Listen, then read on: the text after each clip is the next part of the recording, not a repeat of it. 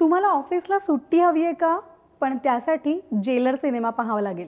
भारतातील सगळ्यात मोठ्या सुपरस्टार्सपैकी एक रजनीकांत, जे 2 वर्षानंतर पुन्हा एकदा पडद्यावर कमबॅक करतायत आणि त्यांचा जेलर हा सिनेमा 10 ऑगस्टला म्हणजेच गुरुवारी रिलीज होतोय.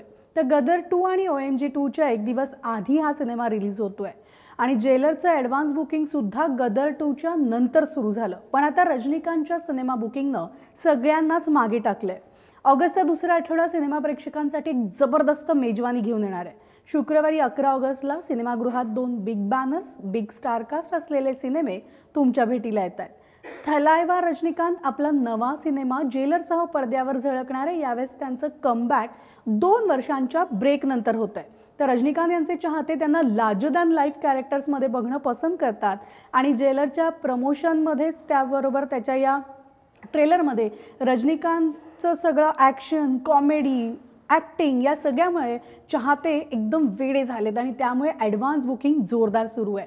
मात्र हा सिनेमा पाहायचा असेल तर बेंगळुरूमध्ये आणि चेन्नईमध्ये सिनेमा रिलीजच्या दिवशी ऑफिसेसनी सुट्टी जाहीर केली आणि इतकंच काय तर पायरसीपासून सिनेमा वाचावा म्हणून काही ऑफिसेसतर्फे थेट जेलर सिनेमाचं फ्री तिकीट देत आहेत. त्यामुळे या तुफान ॲडव्हान्स बुकिंगमुळे आत्तापर्यंत 25 कोटीहून अधिक कलेक्शन या सिनेमाचं झालं आहे आणि हा आकडा नक्कीच 100च्या घरात असेल.